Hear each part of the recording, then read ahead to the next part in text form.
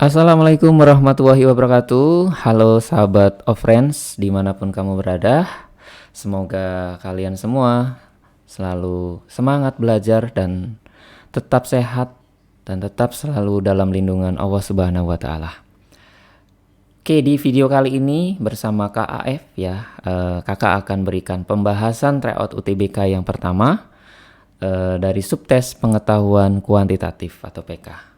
Tanpa berlama-lama, yuk kita langsung ke soal yang pertama.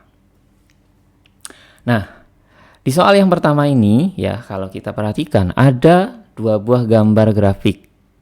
Ya, ada grafik eksponen yaitu Gx sama dengan 2 pangkat X, dan ada grafik bentuknya garis lurus yaitu Fx sama dengan min X plus 3. Nah, kita disuruh menentukan dari 4 pernyataan ini ya, manakah pernyataan yang benar. Nah, tentunya kita harus uji satu persatu gitu ya. Nah, di pernyataan yang pertama ya, pernyataan yang pertama mengatakan bahwa Fx dan Gx berpotongan di titik 1,2. Kita sebenarnya tinggal uji saja ya, titik 1,2 ini beneran nggak sih dilalui oleh kedua kurva. Ya, caranya cukup dengan memasukkan titik 1,2-nya ke persamaan kurva masing-masing. Jadi kalau dimasukkan ke Y sama dengan 2 pangkat X gitu ya. Jadi Gx-nya kita bikin Y aja. Apakah ketika X-nya diganti 1, maka nanti hasilnya 2? Kita cek aja. 2 pangkat 1 sama dengan 2. Oke, benar berarti ya. Kemudian kalau dimasukkan 1,2 ke persamaan yang kedua, yaitu Y sama dengan min X plus 3. Apakah kalau diganti X-nya 1 nanti hasilnya 2? Kita cek saja. Min 1 tambah 3 tidak lain adalah 2. Benar juga. Nah, berarti kalau keduanya ini benar, artinya kedua kurva ini melalui titik yang sama, yaitu 1,2. Nah, berarti kita bisa berkesimpulan bahwa titik 1,2 adalah titik potong dari kedua kurva. Nah, berarti pernyataan 1 benar. Gitu ya. Kemudian kita cek pernyataan yang kedua mengatakan bahwa Gx di atasnya Fx untuk X lebih besar dari 0. Nah, 0 di sini ya. 0 itu adalah titik potong atau pusat koordinat. Nah, kalau kita perhatikan untuk X lebih besar 0 nih, grafiknya kakak tebelin merah ya. Untuk kurva Gx. Nah, grafiknya itu, apakah grafik Gx itu selalu berada di atasnya grafik Fx? Nah, kalau kita perhatikan di sebelah kiri titik 0,0 ini grafiknya berada di bawah ya, di bawah kurva Fx. Jadi kan di sebelah kiri titik potongnya yaitu tadi 1,2, dia grafiknya di bawah. Berarti tidak selalu di atas. Nah, berarti pernyataan 2 salah. Kemudian yang pernyataan 3. Titik potong sumbu Y dari Gx adalah 0,1. Nah, kita cek titik potong sumbu Y. Ingat, kalau kita mencari titik potong sumbu Y ya, yang di-nolkan jangan lupa X-nya ya. Kalau titik potong sumbu X, yang di-nolkan Y-nya. Pokoknya tukeran saja. Nah, jadi kalau dari kurva Gx-nya itu kan Y sama dengan 2 pangkat X. Jadi ketika X-nya 0, maka kita akan mendapatkan 2 pangkat 0. Nah, tidak lain adalah 1. Jadi titik potong sumbu Y-nya adalah 0,1. Nah, jadi pernyataan 3 benar. Kalau yang ada 1 dan 3 benar, udah pasti itu jawabannya. Karena tidak ada 1, 3, 4 ya, sudah pasti jawabannya yang B gitu ya. Nah, tapi nggak apa-apa kita cek saja, karena ini kan buat pengetahuan kalian juga ya. Bagaimana sih kalau kita mencari titik potong sumbu X dari pernyataan keempat ini ya, dari Fx. Nah, tadi kalau kita nyari titik potong sumbu X, itu jangan lupa Y-nya yang 0 gitu ya. Kalau Y-nya 0 dari kurva Y sama dengan min X plus 3, maka akan kita peroleh 0 sama dengan min X plus 3. Dari sini ketemu X-nya adalah 3. Maka titik potong sumbu X-nya adalah 3,0. Nah, ini beneran salah ya, karena dia 2,0. Oke, itu mudah ya, masih mudah nih soal nomor 1 ya. Mudah-mudahan kalian paham. Oke, kita lanjut ke soal yang kedua. Di antara bilangan berikut, bilangan yang paling kecil adalah, nah, di soal UTBK tentang pengetahuan kuantitatif ini ya, seringnya muncul kita disuruh membandingkan ya, membandingkan bilangan mana yang paling kecil atau yang paling besar. Nah, di sini kalian tidak perlu menghitung satu persatu gitu ya untuk menentukan mana yang paling besar atau yang paling kecil. Nah, kalian harus sedikit cerdik ya dalam hal ini. Kita harus sederhanakan perhitungan kita dengan cara menyederhanakan ya. Nah, kalau kita amati di sini ya, ada 33%, ada 11%, ada 44% gitu ya. Nah, tentunya dari semuanya itu kita bisa sederhanakan gitu ya. Kita bisa sederhanakan persennya ini nanti dengan cara membagi dengan 11. Kemudian kalau diamati penyebutnya nih ada 14, ada 28, ada 14.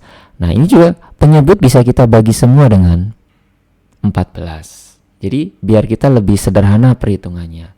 Kalau untuk pembilang kayaknya sudah nggak bisa disederhanain karena 5, 7, 24. Nah, ini beda-beda semua ya, tidak memuat faktor yang sama ya.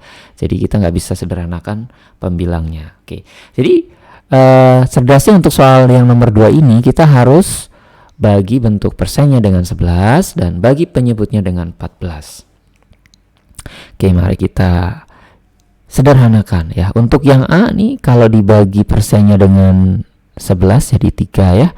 Kalau dibagi penyebutnya 14 jadi 1. Berarti hasil yang A itu adalah 5/1 dikali 3. Nah, ini berarti 15. Gitu ya. Kemudian kalau yang B nih kalau dibagi 11 3 juga, bagi 14 penyebutnya berarti 2. Berarti nanti 7/2 dikali 3. Nah, 21 bagi 2 10,5, kan lebih mudah ngitungnya ya. Nah, kemudian persennya yang C bagi 11, penyebutnya bagi 14, berarti ini 1, berarti 24/1 kali 1, hasilnya ya 24 ya. Yang D bagi, berarti nanti 4 ya. Kemudian penyebutnya dibagi 14 berarti 2, berarti ini adalah 10/2 kali 4. Nah, berarti 20 ya. Kalau 10/2 itu 5. Yang E sama, kita bagi 3, penyebutnya ini jadi bagi 14, jadinya adalah 2 ya. Berarti 20/2 dikali 3. Nah, berarti ini 30. Nah, dari sini kita bisa melihat bahwa yang paling kecil adalah 10,5. Ini yang paling terkecilnya. Jadi jawabannya adalah yang B. Gitu ya. Nah, saya kira kalian bisa lah ini ya. Kita lanjut sekarang ke soal yang nomor 3. Nah, pada gambar di bawah ini diketahui ada 2 buah garis A dan B yang sejajar ya. Kita disuruh menentukan berapa besarnya sudut X. Nah, tentunya kalian masih ingat ya bahwa dalam kesejajaran ini ya nanti akan mempengaruhi sudut ya. Besar sudut yang bertolak belakang besarnya sama, besar sudut yang sehadap besarnya juga sama. Nah, itu yang perlu diingat. Nah, di sini garis A dan garis B sejajar. Nah, kakak akan perpanjang ya. Perpanjang garis A-nya, kemudian yang garis mendatar ini kita perpanjang juga sehingga terbentuk suatu segitiga. Kita namakanlah segitiga ABC gitu ya. Nah, di sini kita bisa melihat bahwa ya sudut C pada segitiga ABC itu bertolak belakang dengan sudut X, maka besarnya sudut C sama dengan sudut X. Gitu ya. Kemudian sudut B ya, sudut B itu adalah sebagai pelurus dari sudut 130. Yang namanya pelurus itu dia kalau dijumlah harus 180. Berarti sudut B-nya adalah 50 derajat. Nah, kemudian sudut A. Sudut A ini posisinya sehadap dengan sudut 42 derajat sehadap. Jadi kalau sehadap berarti besar sudut A juga sama dengan sudut 42. Berarti A-nya 42. Nah, tentunya kita masih ingat bahwa jumlah sudut segitiga itu adalah 180 derajat, kan gitu ya. Berarti sudut A tambah sudut B tambah sudut C itu 180. Nah, di sini A-nya adalah 42, tambah B-nya adalah 50, ditambah sudut C-nya X sama dengan 180. Dari sini kalian akan dapatkan bahwa besarnya sudut X itu nanti adalah 88 derajat. Ya, bisa lah ini saya kira. Mudah ya? Mudah, karena sebenarnya soal UTBK itu mudah ya untuk yang PK ini. Baik, kita lanjut ke soal yang berikutnya.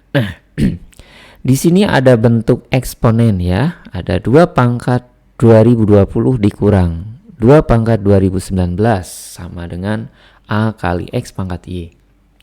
Nah, kita tidak boleh serta-merta langsung dikurang aja nih Kak pangkatnya, nggak boleh ya. Dalam eksponen itu ada sifat ya, kita cukup gunakan sifat satu ini aja. Jadi kalau ada perkalian sesama eksponen dengan basis yang sama, maka pangkatnya itu dijumlahkan. Sebaliknya kalau ada dalam satu bentuk eksponen gitu ya, kita itu bisa pecah bentuknya kalau dia penjumlahan jadi perkalian. Nah, di sini ada 2 pangkat 2020 ya. 2 pangkat 2020 itu ya kan dekat sekali dengan 2 pangkat 2019 ya. Sebenarnya 2 pangkat 2020 itu kalau kakak bikin ya 2 pangkat 2019 ditambah 1. Boleh ya kakak buat gitu ya. Nah, 2 pangkat 2019. Nah, kemudian nih berarti kita bisa pecahkan ya 2 pangkat 2019 dikali 2 pangkat 1 dikurang 2 pangkat 2019. Nah, karena memuat sama-sama 2 pangkat 2019, kita bisa keluarin ya. Kita bisa keluarin 2 pangkat 2019-nya.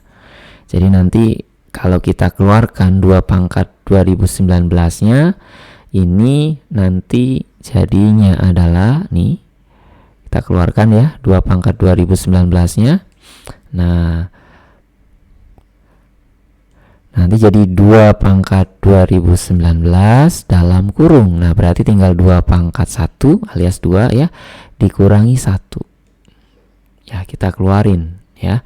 2 pangkat 2019-nya kita keluarin ke depan, maka di dalamnya tersisa tinggal 2 dikurang 1. 2 dikurang 1 kebetulan adalah 1. Berarti kita bisa tuliskan 2 pangkat 2019 dikali 1.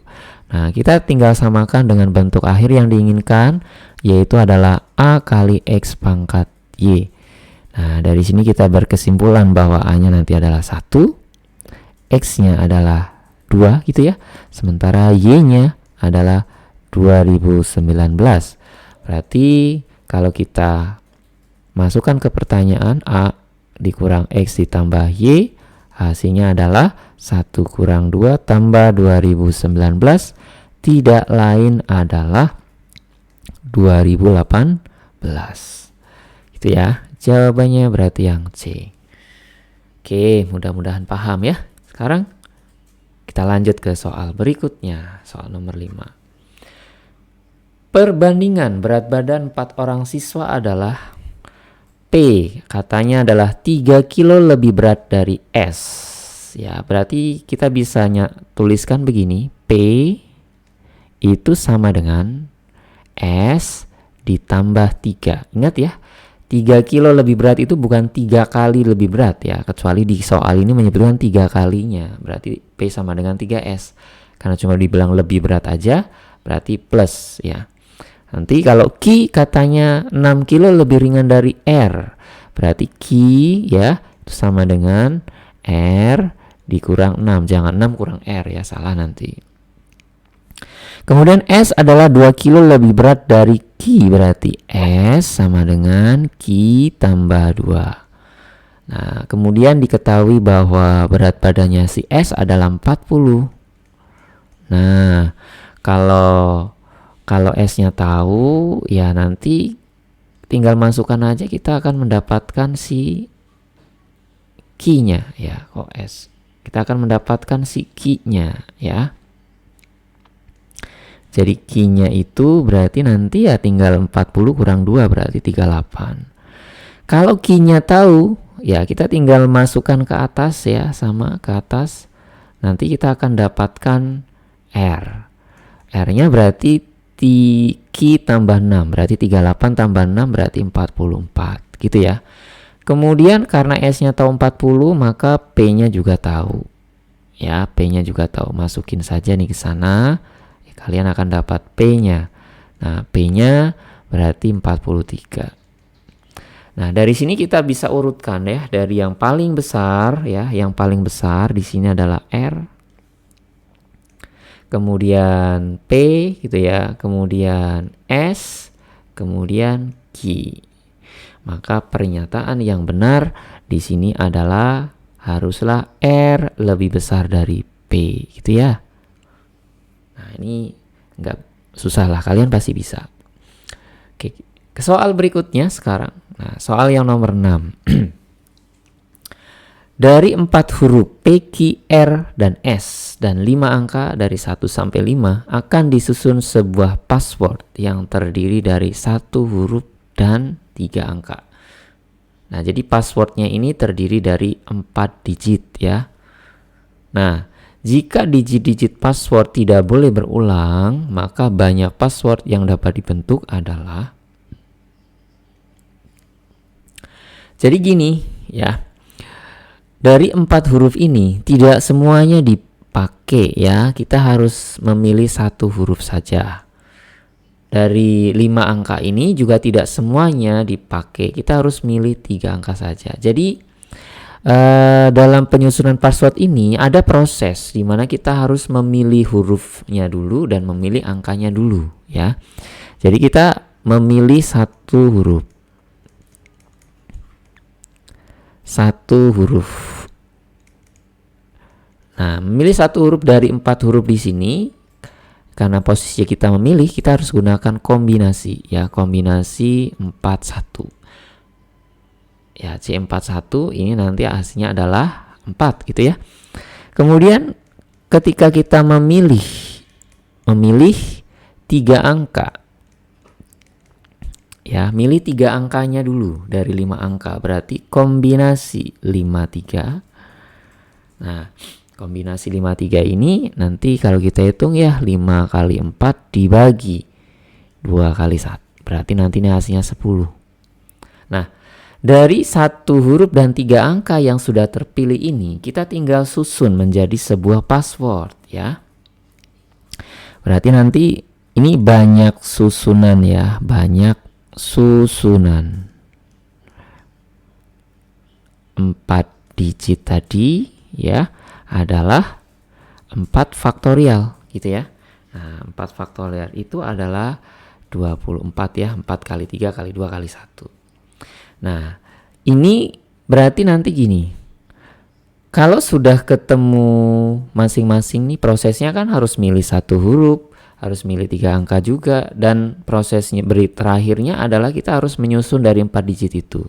Jadi masing-masing ada 4 cara, ada 10 cara, dan ada 24 cara. Jadi banyaknya password yang bisa terbentuk ya.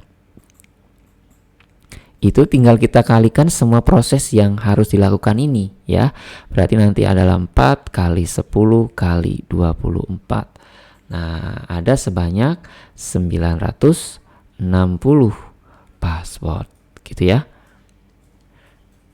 Itu. Oke, mudah-mudahan paham. Kakak lanjut ke soal berikutnya. Nah, soal nomor 7. Pada gambar di bawah, garis G mewakili fungsi fx. Berapakah nilai fungsi f10? Ya. Nah, tadi di awal fungsi f itu sama aja kayak y ya. Jadi di sini kita harus nyatakan ya bentuk persamaan garisnya itu ke bentuk Y sama dengan, barulah kita bisa bilang dia fx sama dengan gitu ya. Nah, bagaimana cara membuat persamaan garis nih, pelajaran SMP nih kalau nggak salah ya. Nah, dulu di SMP ada cara cerdas untuk menentukan persamaan garis yang sudah diketahui titik potong, sumbu X dan sumbu Y-nya. Cerdasnya begini nih. Ya, kalau misalkan sudah diketahui titik potong, sumbu X dan sumbu Y-nya, kalian bisa kalikan ya, bisa kalikan yang di sumbu Y kalikanlah dengan X gitu ya. Kemudian yang di sumbu X kalikanlah dengan Y. Makanya persamaannya adalah A kali X ditambah B kali Y. Nanti sama dengan di ruas kanannya ini kamu kalikan antara A sama B. Itu dulu ya cara cerdasnya.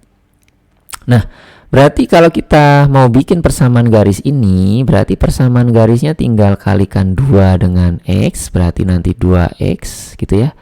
Ditambah kalikan min 2 dengan Y, berarti nanti min 2Y sama dengan 2 kali min 2 gitu ya. Nah, kita bisa sederhanakan nih, 2X min 2Y sama dengan min 4. Kita bisa bagi 2 ya. Kalau dibagi 2 berarti nanti jadinya X min Y sama dengan min 2. Berarti ketika Y kita buat Y sama dengan, nanti hasilnya adalah X plus 2. Nah, ini sudah mewakili fungsi fx. Kita tinggal tuliskan bahwa fx-nya itu adalah X tambah 2. Maka F10 nilainya adalah 12 gitu ya. Nah, berarti jawabannya yang C. Oke, amanlah nomor 7 ya. Kita lanjut ke soal berikutnya nomor 8. Ada gambar garis lagi. Ya, emang jadi di soal pengetahuan kuantitatif ini emang sering muncul soal tentang garis ya. Kita harus ingat-ingat kembali tuh pelajaran SMP dulu ya. Nah, ada garis G, kata ini garis G ya. Garis G digeser 3 satuan ke kanan dan 2 satuan ke bawah, maka gradien yang barunya berapa? Nah, kita ingat apa sih artinya gradien ya? Gradien itu dalam bahasa kita itu artinya adalah kemiringan ya. Kemiringan. Jadi, apakah kemiringan garis ini itu akan berubah ya ketika garisnya digeser ke kanan dan digeser ke bawah? Kemiringannya masihkah tetap seperti ini atau nantinya berubah? Nah, kita simulasikan aja. Kalau garisnya kita geser ke kanan, nah di garis G, kalau garisnya digeser ke kanan, masih sama tuh kemiringannya. Kemudian digeser ke bawah, masih sama juga. Artinya apa? Kemiringan garis ini tidak berubah ya. Tidak berubah. Jadi gradiennya tidak berubah alias tetap. Kemiringannya tidak berubah alias tetap. Nah, jadi sebenarnya kita tidak perlu gunakan ilmu transformasi dulu, namanya translasi gitu ya, untuk mencari gradien yang barunya gitu ya. Dengan cara mencari bayangannya dulu, kemudian terakhir nanti kamu cari gradiennya, itu nggak perlu. Nah, di sini kita bisa langsung, karena cuma digeser kiri kanan doang, atas bawah, ini tidak akan merubah kemiringan. Berarti kita sebenarnya cukup mencari gradien melalui 2 titik ini aja udah. Jadi nanti gradien yang baru itu sama dengan gradien garis awal. Ya. Jadi nanti gradien yang baru itu sama dengan gradien garis awal. Jadi kita nggak usah repot-repot cari bayangannya. Bagaimana Kak cara mencari gradien, nilai gradien melalui 2 titik? Nah, dulu ada tuh rumusnya ya. Nah, gradien melalui 2 titik itu adalah Y2 kurang Y1 dibagi X2 kurang X1. Nah, di sini kita punya 2 buah titik, 4,1 sama titik ini. Nah, titik ini tuh titik 0,6 ya. Kita bisa masukkan aja langsung ya.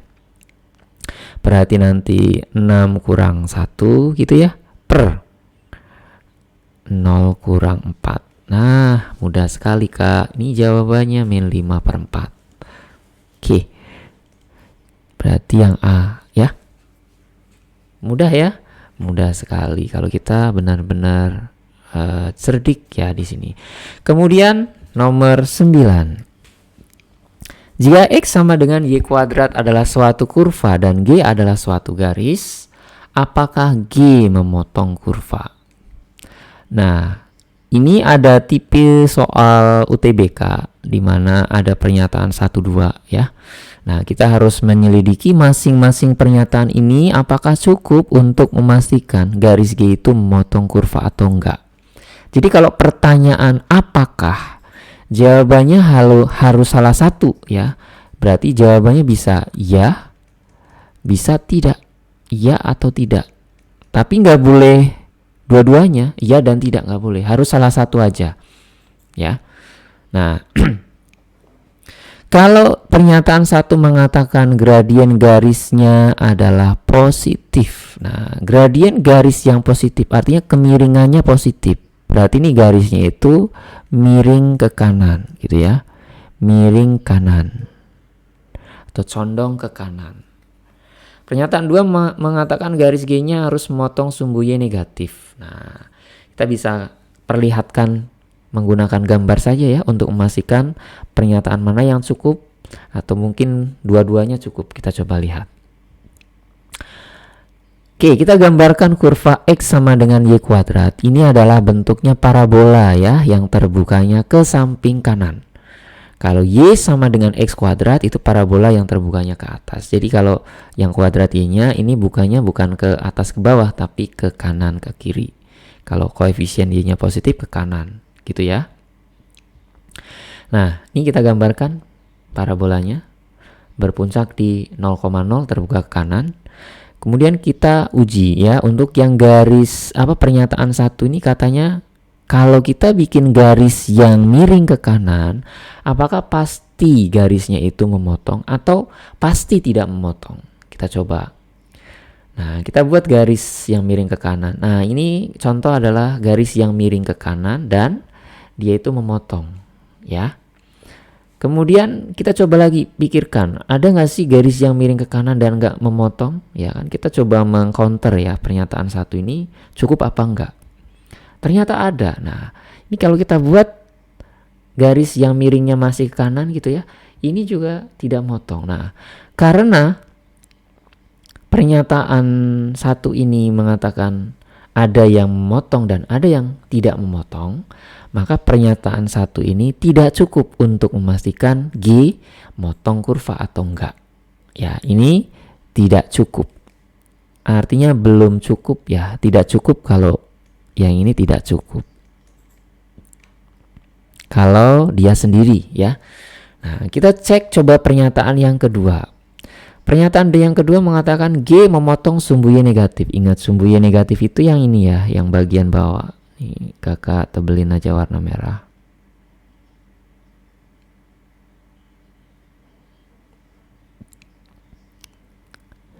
Ini sumbu Y negatif. Nah, apakah ketika garisnya itu memotong sumbu Y negatif, itu pasti memotong atau pasti tidak memotong? Kita coba buat garisnya. Nah, ini contoh garis yang memotong sumbu Y negatif dan tidak memotong. Ya, ini tidak memotong. Kemudian, coba kita buat garis yang memotong sumbu Y negatif dan memotong kurva. Ada juga nih. Ini memotong kurva.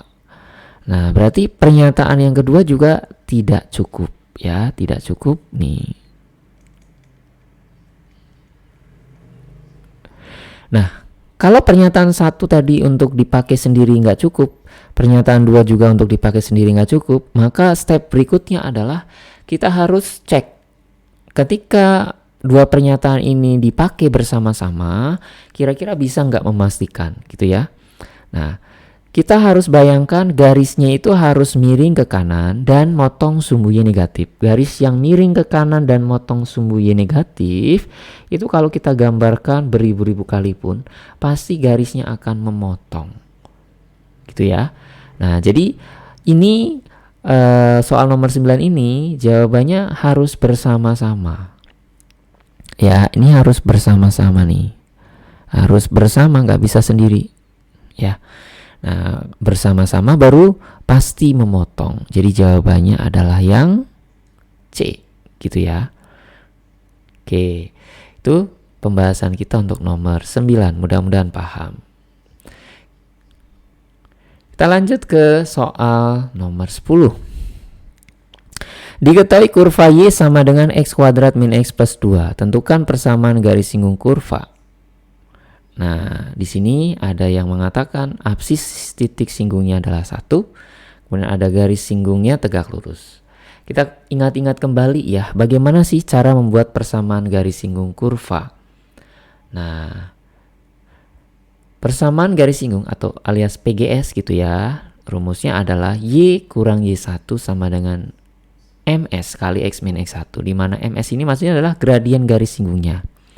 Di mana untuk mendapatkan gradien garis singgungnya, kita harus turunkan dulu kurvanya, kemudian masukkan X-nya. Nah, jadi persamaan garis singgung itu sebenarnya rumusnya sama seperti persamaan garis biasa, hanya saja mencari gradiennya kita harus menggunakan turunan. Nah, jadi nanti dalam soalnya ini tidak selalu ya, biasanya hanya diketahui salah satu ya, nggak selalu langsung diketahui titik singgung dan gradiennya. Kalau nanti diketahui langsung titik singgung dan gradiennya, ya berarti persamaan kurvanya ini nggak guna karena kamu tinggal langsung masukkan. Nah, biasanya dalam soal nanti itu hanya diketahui salah satunya. Kalau nggak titik singgung, kalau nggak gradien. Jadi ingat, dalam membuat persamaan garis singgung ini ada syarat minimal ya yang harus ada dalam soal itu ya. Jadi yang pertama adalah bisa aja diketahui titik singgungnya. Jadi kalau sudah diketahui titik singgung, cara nyari gradien gimana? Kita tinggal turunin, masukin X. Atau bisa juga diketahui gradiennya. Kalau diketahui gradien garis singgungnya, cara nyari titik singgungnya kita tinggal samakan antara gradien dengan turunan. Nanti ketemu X, tinggal cari Y, masukin ke persamaan awal. Gitulah ceritanya. Nah, jadi di soal pernyataan 1 dan 2 seperti ini ya, sebenarnya kita tidak perlu menghitung sampai ketemu persamaan garis singgungnya. Enggak perlu ya. Kita hanya cukup menganalisa. Sebenarnya kita dituntut menganalisa apakah pernyataan 1 cukup, enggak, pernyataan 2 cukup atau enggak. Nah, kita cek pernyataan 1 menyatakan absis titik singgungnya adalah 1. Absis, di sini diketahui absis itu adalah X. Jadi ketika X-nya tahu, absis titik singgungnya tahu, maka kita bisa mencari Y-nya. Ya kan? Dengan cara gimana, Kak? Ya masukin aja ke persamaan kurvanya 1, X-nya ganti 1. Nah, ini berarti di sini ada titik. Ada titik singgungnya. Nah, kalau dia ada titik singgung, dia berarti memenuhi syarat minimal ya, membentuk persamaan garis singgung, berarti 1 saja cukup. Nah, itu ya. Kemudian garis singgung kurvanya tegak lurus dengan garis ini. Nah, berarti ini kalau ada kata-kata tegak lurus, ini berarti nanti ada ya, ada gradien. Karena kalau tegak lurus ini berhubungannya sama gradien gitu ya. Nah, kalau ada gradien berarti ini juga memenuhi syarat minimal, yaitu kalau diketahui gradien garis singgung. Berarti 2 juga cukup. Nah, kalau 1 saja cukup, 2 saja cukup untuk membuat persamaan garis singgung, maka kita harus pilih jawaban yang D. Gitu ya. Jadi, kakak ingatkan, tidak perlu kita mencari sampai ketemu persamaan garis singgungnya ya. Di sini kita dituntut cepat mengerjakan soal ya, karena waktunya sangat terbatas. Jadi hanya dituntut analisa kita saja, masing-masing pernyataan ini cukup atau tidak. Gitu ya. Oke, saya kira aman. Kita lanjut ke soal berikut. Manakah persamaan grafik yang tepat untuk gambar grafik di bawah ini? Nah, pengetahuan tentang grafik parabola itu sangat dibutuhkan ya dalam PK ini ya. Di sini ada tadi kakak sudah nyatakan di awal bahwa kalau ada parabola terbuka ke atas itu persamaannya adalah Y sama dengan X kuadrat. Kalau ada yang terbuka ke bawah persamaannya adalah Y sama dengan min X kuadrat. Nah, dua persamaan ini ya, kalau kita gabungkan dalam satu persamaan itu bisa. Nah, si yang Y sama dengan min X kuadrat kakak buat jadi min Y sama dengan X kuadrat. Nah, dua persamaan ini bisa kita satukan dalam satu persamaan yang namanya tanda mutlak. Jadi kalau Y sama min Y ini bisa ditulis dalam satu persamaan, jadinya adalah mutlak Y sama dengan X kuadrat. Nah, dengan demikian jawabannya adalah yang C. Kak, kalau saya nggak kepikiran nih mengubah ke mutlak gimana? Ya, kamu bisa cek tadi dengan pengetahuan tentang grafik parabola tadi. Yang B ini udah pasti salah ya, karena ini kan mestinya parabolanya terbuka ke kanan. Kemudian yang D ini juga salah, karena untuk X kuadrat itu nggak perlulah dimutlakin, karena kuadrat udah pasti mutlak. Kemudian yang E juga udah pasti salah. Kenapa? Karena ini bentuknya bukan parabola ya. Kalau Y sama dengan mutlak X itu bentuknya adalah garis. Kalau kita amati garisnya nanti gini. Ya. Nih, kalau yang E. Makanya dia salah. Nah, kemudian yang A salahnya kenapa? Ini ada X kuadrat, ada Y kuadrat ya. Nggak mungkin seperti ini. Ini harusnya nanti jadinya adalah kurva tertutup. Maka yang paling mungkin adalah jawaban yang C, gitu ya. Nah, syukur-syukur kalian paham tentang mutlak tadi, itu lebih cepat lagi. Oke, aman. Nomor 11 kita teruskan ke nomor 12. Nah, ada A dan B memenuhi persamaan. Artinya memenuhi persamaan itu adalah berarti nilai A dan B adalah nilai X yang memenuhi persamaan, atau disebutnya nanti akar-akar ya. Kemudian di sini ada matriks singular katanya. Nah, matriks singular itu apa? Kalau kita masih ingat, matriks singular itu adalah matriks yang determinannya sama dengan 0. Nah, di sini modal kita adalah kita perlu ingat-ingat kembali ya. Kalau ada suatu persamaan kuadrat, ada akar-akar yang disebutkan namanya, kita harus gunakan rumus jumlah dan hasil kali akar selalu ya. Jadi jumlah akar itu adalah min B per A. Hasil kali akar itu adalah C per A, gitu ya. Kemudian yang perlu kita ingat kembali adalah tentang determinan matriks. Bagaimana cara mencari determinan matriks 2 kali 2? Nah, tentunya determinan itu tinggal kalian kali silang terus dikurang ya. AD kurang BC. Tinggal kali silang terus dikurang. Nah, oke. Satu-satu kita cari ya. Dari persamaan kuadratnya dulu. Ada 2x kuadrat tambah x tambah m. Nah, di sini sama dengan 0. Akar-akarnya kita namakan x1 dan x2 ya. Nah, x1-nya ini A, x2-nya itu B, maksudnya gitu. Jadi kalau kita cari x1 tambah x2 itu kan min B per A, berarti min setengah. Ya kan? Nah, dari sini kita bisa peroleh bahwa A tambah B-nya itu adalah min setengah. Gitu ya. Kemudian kalau kita cari X1 kali X2-nya itu C per A. Berarti C-nya M, A-nya itu 2. Nah, dari sini karena X1 itu A, berarti A kali B sama dengan M per 2. Gitu ya. Kemudian dari matriksnya ya, dari matriksnya kita bisa cari juga determinan sama dengan 0 ya. Berarti nanti A min 1 kali B dikurangi ya, 1 min B kalikan A sama dengan 0. Ini kalau kita kalikan jadinya AB min B dikurang A ditambah AB gitu ya, sama dengan 0. Dari sini kita bisa peroleh AB-nya ada 2 ya, berarti 2AB sama dengan A plus B. Nah, karena A plus B-nya ada, A kali B-nya ada, kita tinggal masukkan ya. Jadi 2 kali M per 2 sama dengan min setengah. 2-nya kita coret aja. Dari sini ketemu M-nya, min setengah. Nah, saya kira gampang ya hasilnya, asal kita mengikuti alur yang diminta, alur cerita yang diminta. Tentunya kita harus ingat kembali tentang tadi ya, tentang rumus jumlah kali akar dan determinan matriks. Nanti kalian ingat-ingat kembali ya. Baik, kita lanjut ke nomor berikutnya, nomor 13.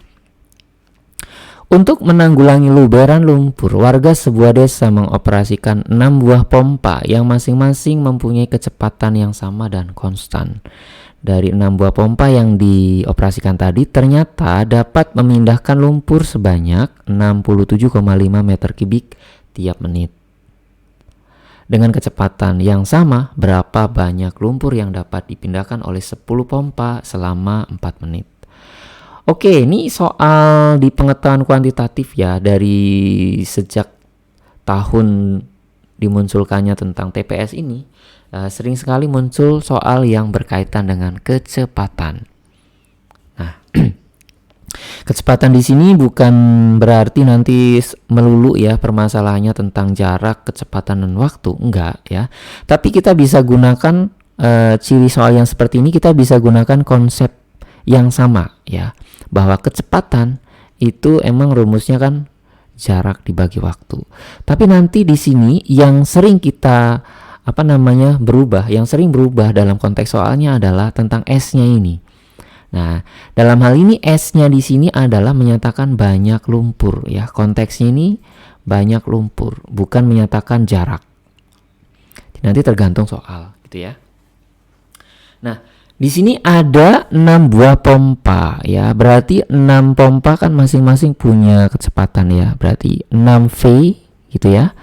Katanya bisa memindahkan lumpur sebanyak 6 meter kubik tiap menit. Nah, ini kan meter kubik ini menyatakan banyak lumpur. Tiap itu artinya per. Menit itu waktu. Berarti itu adalah kecepatan total seluruhnya. Berarti 67,5. Nah, dari sini kita bisa peroleh bahwa ketika satu pompa saja alias V saja, berarti kita tinggal bagi 67,5 bagi 6. Dah, biarin boleh ya, nggak usah kita ubah-ubah. Nah, kalau ditanya di sini ada 10 pompa, waktunya 4 menit. Berapa waktu yang lumpur yang dipindahkan? Berarti kan kita nyari S-nya, ya kan? Jadi S-nya oleh 10 pompa. Berarti kan S itu kan V kali T. Berarti nanti karena di sini ada 10 pompa, ya berarti 10 V dikalikan sama T. Nah, kita tinggal masukkan V-nya itu 67,5 per 6 gitu ya. Kemudian waktunya adalah 4 menit. Oke, kita bisa sederhanakan ya. 4 coretlah sama 6 gitu ya. Ini berarti nanti 2, ini 3, 67,5 bagi 3 bisa juga ya kan. Berarti nanti 22,5 gitu ya. Nah, kalau dikalikan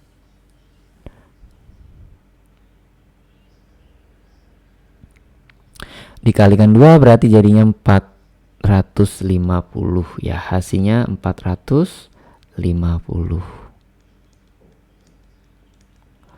meter kubik gitu ya. Ini jawabannya.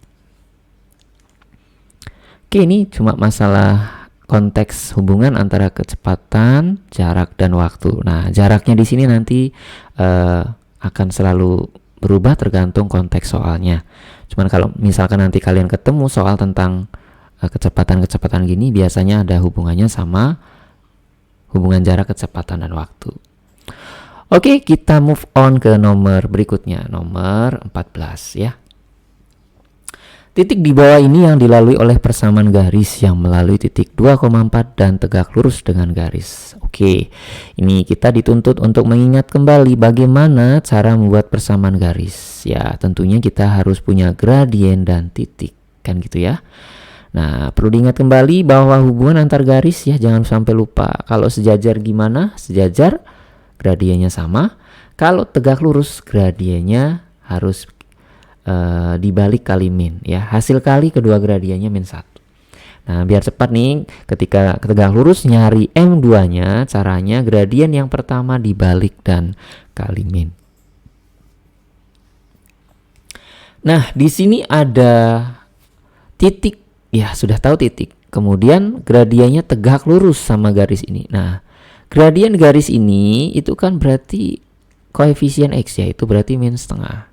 Karena kita mau mencari gradien garis yang keduanya, karena maunya tegak lurus ya, berarti kalau ini dibalik dan dikali min, berarti kan 1 per min setengah, ini kalian akan dapatkan 2. Nah, persamaan garisnya berarti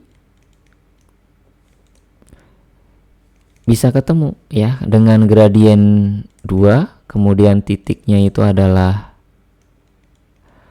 2,4 gitu ya. Persamaan garisnya berarti Y min Y1 sama dengan M X min X1 gitu ya. Nah, kita akan peroleh persamaan garisnya Y sama dengan 2X gitu kan. Nah, sekarang kita akan cek masing-masing titik ini apakah memenuhi gitu ya. Jadi yang pertama mengatakan titik 1,2. Apakah kalau X-nya diganti 1 hasilnya 2? Nah, ternyata benar. Kemudian yang kedua, titik min 1, min 2. Apakah ketika diganti X-nya min 1 hasilnya min 2? Nah, min 2 ya.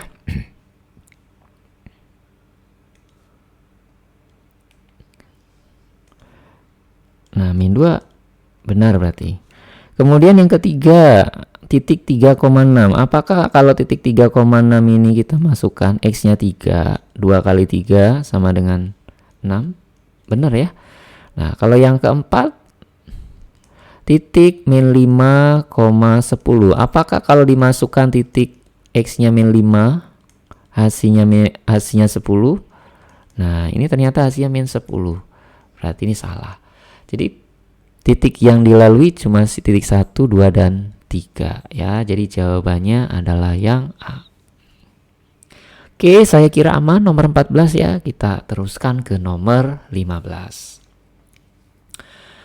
Diketahui data sebagai berikut. Ada 6 data ya awalnya. Apabila data tersebut ditambah dengan satu bilangan asli, diperoleh rata-ratanya adalah 6. Manakah hubungan yang benar antara kuantitas P dan Q berdasar info yang diberikan? Di sini P-nya sudah diketahui 4, Q-nya adalah katanya selisih antara median dan mean. Mean itu rata-rata ya. Oke, kita berarti harus cari data yang ditambahkan ya. Nah, katakanlah yang ditambahkan itu kita misalkan ya, yang ditambahkan misal adalah A. Berarti pada saat kita mencari rata-rata ya, rata-ratanya yang 6 tadi, itu berarti kita tambahkan semua. 1 tambah 2 tambah 4 tambah 7 tambah 8 tambah 10 tambah A gitu ya. Nah, dibaginya nanti sama 7 ya, karena sudah bertambah satu data. Nah, hasilnya adalah 6 kata soalnya nih. Rata-ratanya jadi 6. Nah, dari sini kalau kita hitung semua nih ya, nanti hasilnya adalah 32 plus A. 7-nya kita kali silang sama 6 jadinya adalah 42. Dari sini kita menemukan A-nya adalah 10. Ya. Jadi kalau sudah ketemu A-nya ya, sudah ketemu A-nya 10, berarti datanya ini ya kita bisa urutkan lagi ya. Berarti nanti datanya adalah 1 2 4 7 8, nah 10-nya jadi ada 2 ya. Nah, untuk menentukan median sama apa namanya? Median ya. Ya, ini tinggal cari tengah-tengahnya aja. Jadi mediannya itu adalah 7 gitu ya. Mediannya 7. Kalau rata-ratanya, ini rata-ratanya itu udah diketahui di soal ya, kita nggak perlu nyari.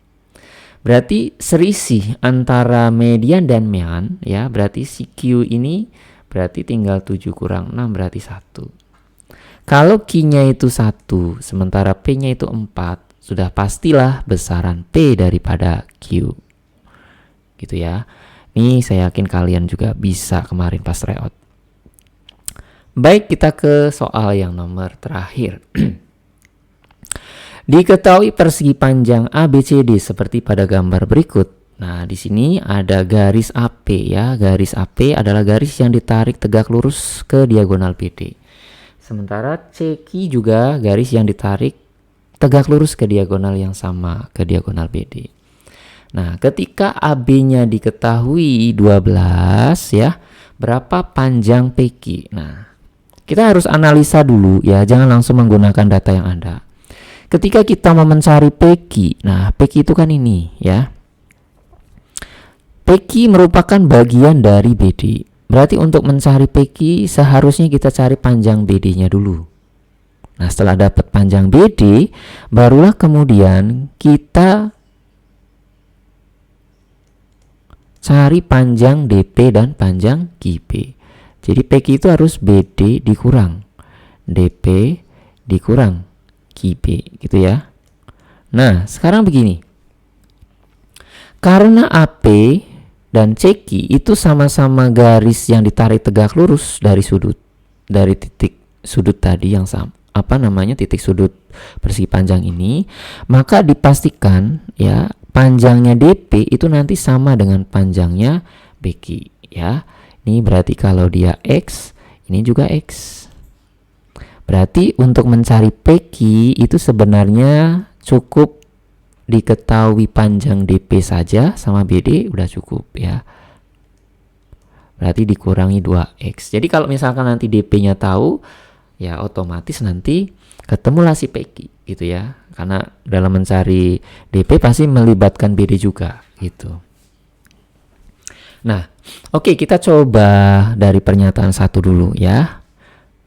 Kalau diketahui panjang AD-nya 9 ya, apakah bisa untuk mencari panjang PQ? Nah, sekarang begini, AD diketahui 9. Kemudian AB-nya tahu 12. Kita bisa dapetin DP atau BD ya. BD-nya dapat, tinggal Pitagoras saja kan, 3, 4, 5 ya. Berarti nanti BD-nya adalah 15 gitu ya. Ini caranya tinggal Pitagoras saja.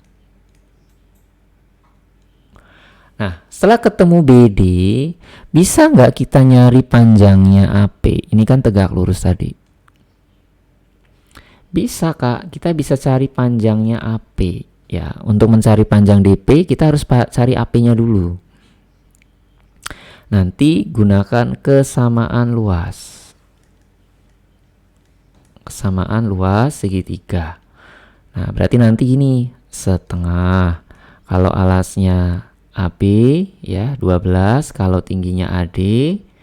Nah, bisa juga kalau alasnya itu BD, kan sudah diketahui ya 15.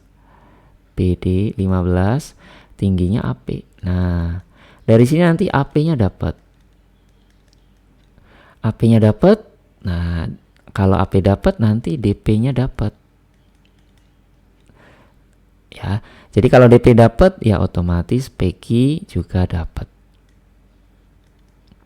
Berarti pernyataan 1 cukup untuk menjawab pertanyaan. Kita coba yang pernyataan 2 sendiri, bisa nggak ya? Nah, kalau diketahui panjang AP-nya, kemudian panjang AB-nya, nah bisa yang kita peroleh pertama kali di sini adalah pasti panjang BP ya, BP-nya kita dapat.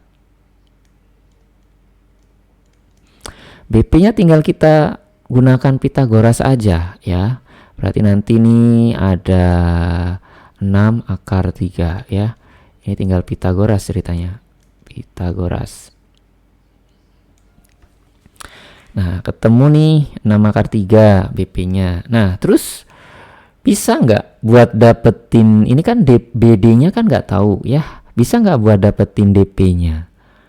Nah, nih kalau kalian masih ingat nih dulu di SMP ya, ada cara cerdas ya, cara cerdas. Cara cerdasnya gimana Kak? Jadi dulu yang menggunakan kepala spider ya, kalau kepala spidernya di sini gitu ya, nanti satu tangannya ke sini, satu tangannya ke sini, gitu kan ya. Nah, kemudian nanti satu tangan ke sini, satu tangannya ke sini. Nah, jadi X kuadrat sama dengan A kali B. Itu dulu cara cerdasnya. Jadi ini kalau kita praktekkan yang tadi bisa nih. Kalau kita gunakan kepala spider tadi ya, di P kepala spidernya, nah kita akan bisa memperoleh si DP.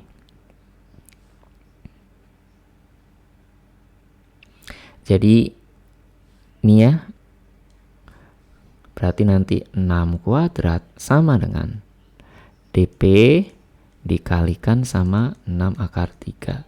Dari sini DP-nya dapat ya. DP-nya dapat berapa, Kak?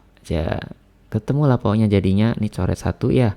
Jadinya 6 per akar 3. Berarti hasilnya 2 akar 3.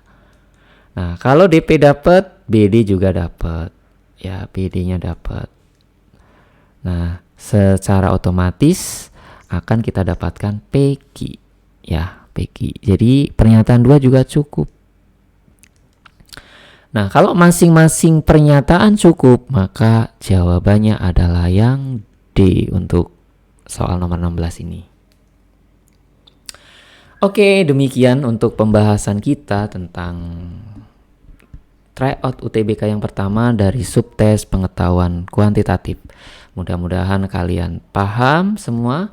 Nanti kalau nggak paham bisa ditanyakan ke kakak-kakak offline. Nah, atau buat kalian yang belum gabung dengan Rumah Belajar Offline, silakan daftar ke Rumah Belajar Offline di nomor yang nanti disebutkan.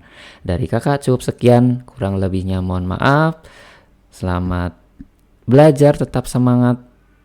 Assalamualaikum warahmatullahi wabarakatuh.